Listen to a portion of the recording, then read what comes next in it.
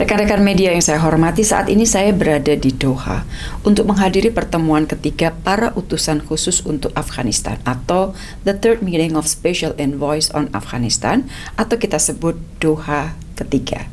Pertemuan Doha pertama diselenggarakan Mei 2023 dan Doha kedua pada Februari 2024. Dalam pertemuan-pertemuan pertama, kedua, Indonesia juga diundang dan hadir dalam pertemuan. Pertemuan yang diinisiasi oleh Sekjen PBB dan dituan rumahi oleh Qatar membahas tindak lanjut Independent Assessment Sekjen PBB mengenai Afghanistan guna membantu rakyat Afghanistan keluar dari krisis multidimensi yang saat ini tengah dihadapi. Pertemuan Doha III dipimpin oleh Under Secretary General for Political and Peacebuilding Affairs PBB Rosemary DiCarlo dan dihadiri oleh otoritas de facto atau DFA di Afghanistan yaitu Taliban dan wakil dari 25 negara, antara lain Amerika Serikat, Indonesia, Inggris, Italia, Jepang, Korea Selatan, India, Cina, Jerman, Tajikistan, Uzbekistan, Kanada, Norwegia, Rusia, Turki, Qatar, UAE, Saudi Arabia, serta juga dihadiri oleh sejumlah organisasi internasional antara lain PBB, Uni Eropa, OKI, dan Asian Development Bank. Untuk pertama kalinya di pertemuan Doha ketiga ini hadir otoritas de facto atau de facto authority atau DFA di Afghanistan yaitu Taliban. Dan perlu saya tekankan bahwa partisipasi DFA pada Doha ketiga ini sama sekali tidak terkait dengan isu pengakuan terhadap DFA dari komunitas internasional, melainkan merupakan sebuah upaya agar dialog inklusif dengan semua stakeholders di Afghanistan, termasuk dengan DFA, dapat dilakukan, termasuk dialog terkait hak-hak perempuan dalam konteks pendidikan dan pekerjaan. Selain tukar pandangan mengenai isu yang sifatnya lebih umum, pertemuan Doha ketiga ini membahas dua topik utama, yaitu enabling the private sector, banyak bicara mengenai masalah ekonomi, dan counter narcotics, sustaining progress made. Pertemuan berlangsung dengan sangat terbuka dan konstruktif. Para delegasi menyampaikan komitmen untuk menjadikan kepentingan rakyat Afghanistan sebagai fokus kerjasama. Beberapa hal yang mengemuka dalam pertemuan antara lain bahwa pertemuan menyadari adanya beberapa kemajuan di Afghanistan, misalnya terkait dengan masalah keamanan. Pertemuan juga mengapresiasi kebijakan Poppy Ban atau lengkapnya larangan menanam opium di Afghanistan. Kebijakan ini telah menurunkan 95% cultivation of opium di Afghanistan. Kita tahu bahwa tantangan dari kebijakan ini adalah bagaimana menyiapkan mata pencarian alternatif bagi para petani yang sebelumnya menanam opium. Oleh karena itu, kegiatan ekonomi harus dipersiapkan sehingga para petani tidak kembali menanam opium atau melakukan kegiatan illicit drugs trafficking.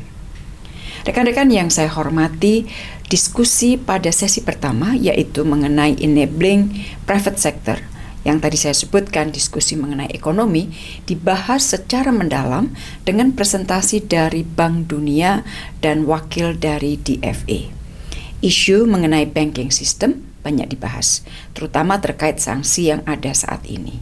Di dalam pernyataannya, Indonesia atau saya menyampaikan antara lain, pertama bahwa ekonomi berarti rakyat, sehingga inklusif ekonomi yang melibatkan perempuan harus menjadi bagian dalam membangun ekonomi Afghanistan.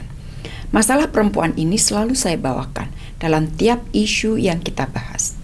Dalam sesi pertama, saya juga menyampaikan bahwa membangun kembali kepercayaan menjadi sangat penting sekali dalam sistem perbankan.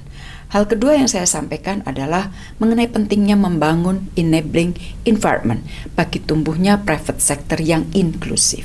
Kembali saya tekankan mengenai pentingnya inclusivity. Saya sampaikan beberapa hal yang telah dilakukan Indonesia dengan Afghanistan. Misalnya, kerjasama dengan UNAMA di bidang financial inclusion dengan mengembangkan syariah microfinance business model. Kemudian kerjasama kerjasama pengembangan syariah banking. Komunikasi saat ini terus berjalan dan sebagai catatan, Bank Dunia dalam presentasinya secara khusus menyebut Indonesia sebagai negara yang dapat memberikan kontribusi dalam hal ini.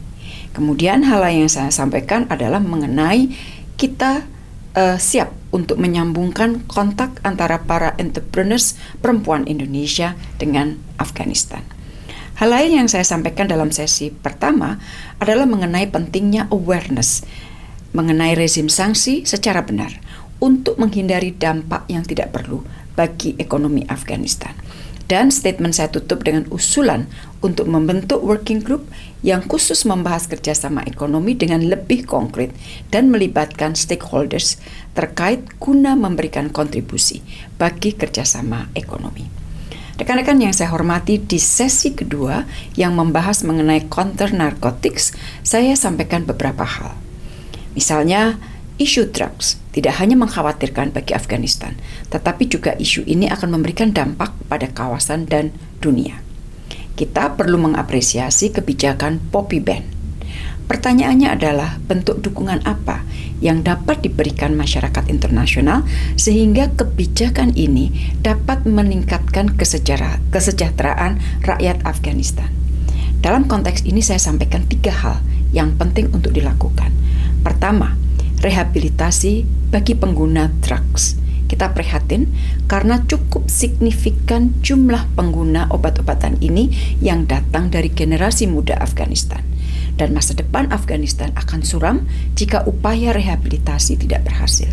Saya tekankan pentingnya pendekatan inklusif dan kebijakan treatment yang setara, di mana para korban perempuan dapat memperoleh perlakuan yang setara.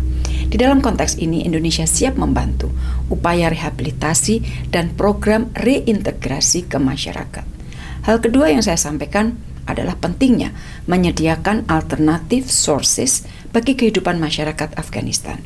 Dalam konteks ini, kemampuan ekonomi komunitas harus diperkuat.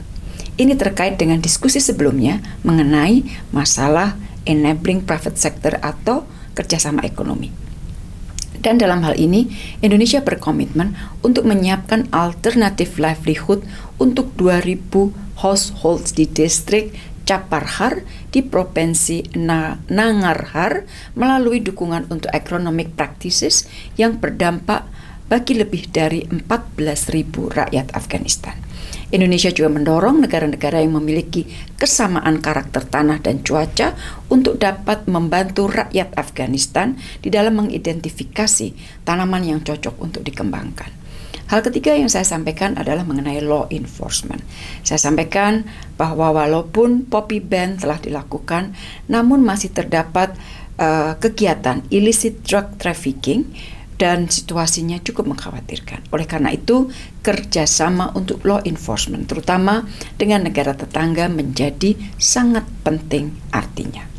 Rekan-rekan media yang saya hormati, di sela-sela pertemuan Doha ketiga ini, saya juga melakukan banyak pertemuan bilateral, antara lain dengan Perdana Menteri Qatar yang merangkap Menteri Luar Negeri, yaitu Sheikh Mohammed bin Abdurrahman bin Jassim Al Thani, kemudian dengan Menteri Negara untuk Kerjasama Internasional, Kementerian Luar Negeri Qatar, Lolwah Rashid Al Qatar, dengan Under Secretary General of the UN, Rosemary DiCarlo, dengan Kepala UNAMA, Rosa Otunbayeva, dengan Utusan Khusus Perdana Menteri Inggris untuk Afghanistan, Andrew McCorbry, Utusan Khusus untuk Norwegia, Utusan Khusus untuk OKI, Utusan Khusus untuk India, Utusan Khusus untuk Uni Eropa, Utusan Khusus untuk Jerman, dan Ketua Delegasi dari De facto Authority Afghanistan, Zabihullah Mujahid.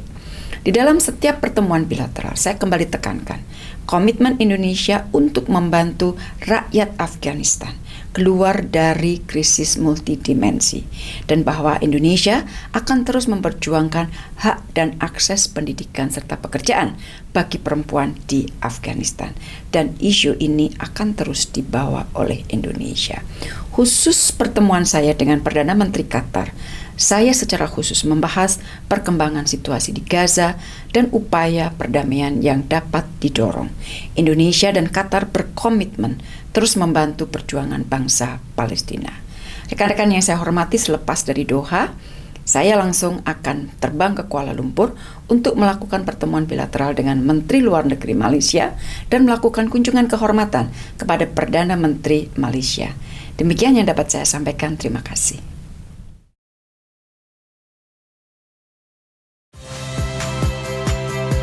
Saya Priska Clarissa. Saksikan program-program Kompas TV melalui siaran digital, pay TV, dan media streaming lainnya. Kompas TV, independen, terpercaya.